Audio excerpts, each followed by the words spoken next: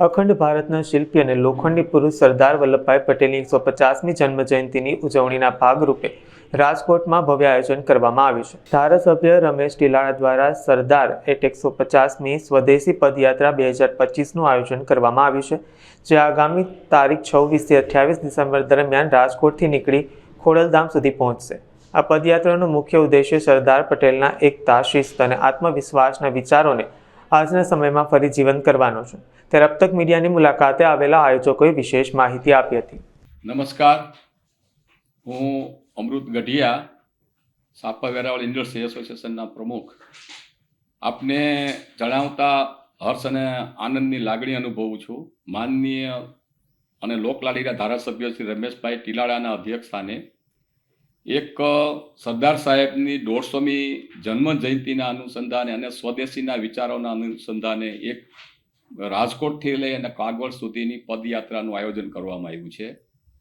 જે પદયાત્રા 26 તારીખ સવારે 7 કલાકે સ્વામિનારાયણ મંદિર, ગુરુકુળ, ઢેબર રોડ ઉપરથી સંતો અને માનનીય સંસદ સભ્ય રૂપાલા સાહેબના આશીર્વાદ લઈ અને ત્યાંથી પદયાત્રાના રથનું પ્રસ્થાન કરાવવામાં આવશે.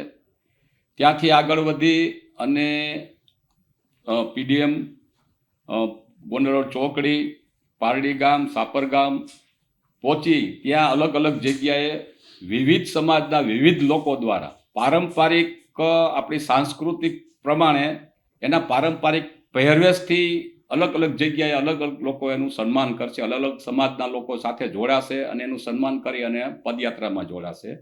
બપોરે પીપળિયા ગામ ભોજનની વ્યવસ્થા છે. ત્યાંથી ગોંડલ અમે જાશું તો ત્યાં સ્વામિનારાયણ મંદિર પાસે અને વચ્ચે વચ્ચે હરમતારા એસોસિએશન એ બધા પણ સન્માન કરવાના છે. ત્યાંથી આગળ વધીએ એટલે ગોંડલ માર્કેટિંગ યાર્ડમાં રાત્રિ રોકાણની વ્યવસ્થા છે. ત્યાં બધા રાતે રોકાશે. ત્યાં ભોજનની વ્યવસ્થા છે, સવારે નાસ્તાની વ્યવસ્થા છે. ત્યાંથી સવારે 7 કલાકે બીજા દિવસ 27 તારીખે સવારે કાગળ જવા માટે પ્રસ્થાન થશે. ત્યાં અલગ અલગ વચ્ચે જે કાંઈ છે ત્યાં એવું ટોટલ રાજકોટથી લઈને 30 જગ્યા ઉપર અલગ અલગ સમાજના અલગ અલગ એસોસિએશનો, ઔદ્યોગિક, અલગ અલગ ગામના લોકો આ એક સારો ટેબલો બનાવેલો છે. સરદાર સાહેબનો રથ આખો એક બનાવેલો છે. એનું અલગ અલગ જગ્યાએ બધા લોકો એનું સન્માન કરશે. અને બપોરે વીરપુર ભોજનની વ્યવસ્થા છે. ત્યાંથી બપોરે ભોજન કરી અને 2 વાગે પ્રસ્થાન કરી અને કાગોળ જાશું. ત્યાં કાગોળ ગામ રાત્રિ રોકાણની વ્યવસ્થા છે. ત્યાં ભોજનની વ્યવસ્થા છે.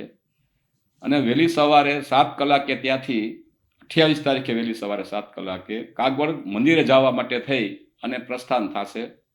કાગોળ મંદિરે પહોંચી માતાજીને ધ્વજારોહણ કરી અને બપોરના પ્રસાદની વ્યવસ્થા છે. પ્રસાદ કરી અને દરેક પદયાત્રીઓ ત્યાં જે આ પદયાત્રાની અંદર એવું પણ કરેલું છે કે અગાઉ અમુક 11 કે 25 પદયાત્રા એવી થઈ છે કે એમાં લોકોએ અલગ અલગ લોકોએ એમાં ભાગ લીધેલો હતો. તો એવા 11 લોકોનું ત્યાં એક સન્માનની વ્યવસ્થા કાગોળ મંદિરે ગોઠવી છે.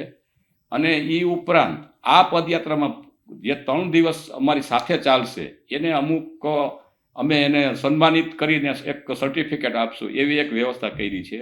એ કાર્યક્રમ પૂરો કરી અને પછી બધા લોકો સાથે ભોજન પ્રસાદની લઈ અને બધા છૂટા પડશું. આ રીતે આખી આ એક રથયાત્રાનું, અહીંથી પદયાત્રાનું આખું આયોજન ગોઠવવામાં આવ્યું છે. અને સરદાર સાહેબના જે કંઈ કાર્યો છે, જે કંઈ વિચારો છે, એ ચાલુ પદયાત્રા દરમિયાન એક લોકો સુધી પહોંચે એ માહિતી પણ આપવામાં આવશે.